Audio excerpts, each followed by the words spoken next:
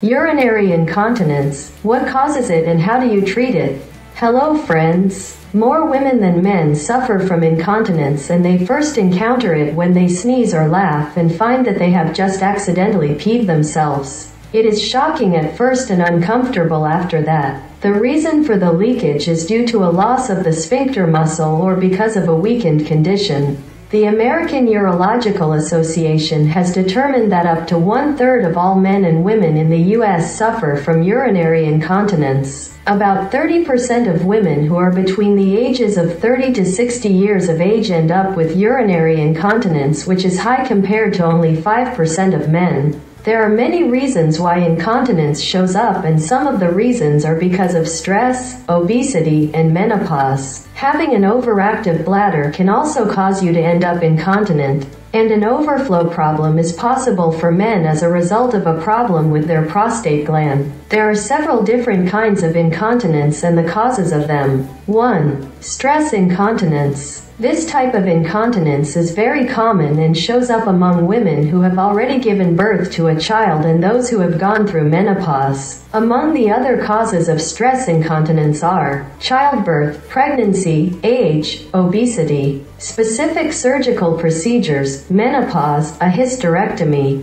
2. Urge incontinence. This type of incontinence is also referred to as the overactive bladder. It is the second most common type of incontinence. It is the result of the sudden movement of the bladder in a too short period of time for the person to respond to the urination. Other causes of this type of incontinence include listening to running water, having an orgasm during sex, a shift in your position. 3. Overflow incontinence. Causes include when men suffer from problems with their prostate gland, a urethra that is enlarged, a bladder that has been damaged, a large prostate that is blocking the bladder. 4. Mixed incontinence. Some people end up suffering from a combination of the urge incontinence and the stress incontinence. 5. Functional incontinence. This kind of incontinence occurs when a person knows they must urinate but can't get to the bathroom to urinate properly. This is a major cause among older people, especially those who are living in a nursing home. Causes include being confused, problems with eyesight,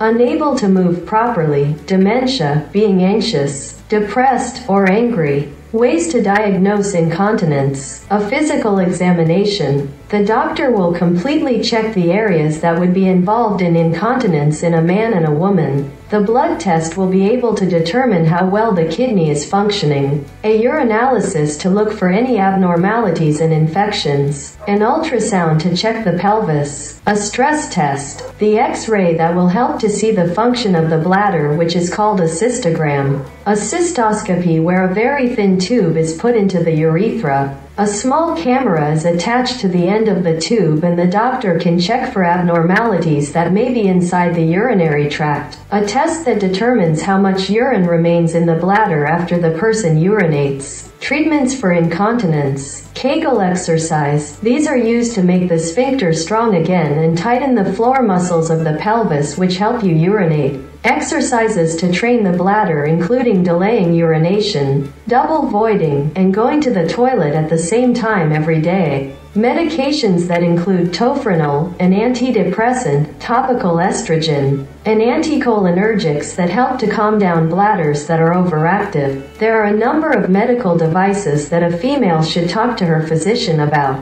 They include urethral inserts, radiofrequency therapy, bulking agents, and a sacral nerve stimulator. Surgeries including colposuspension, artificial sphincter, and sling procedures. If you suffer from any of these types of incontinence, you should first consult your primary care physician. Go through all of the options you have available with your doctor and which ones are best for you. More than 80% of the people who suffer from incontinence have either gotten better or have been cured completely. Until you find a solution to your incontinence problem, Take advantage of the wide selection of lined pants that can save you from an embarrassing leakage accident. They have improved greatly through the years, and even more commercials are showing younger women looking fashionable while wearing them. There are smaller pads you can wear regularly if your problem is minor or if you haven't been able to resolve your problem. Peeing a little bit when you laugh or sneeze may not be enough for you to consider surgery for. Do what you need to do to keep yourself comfortable and confident.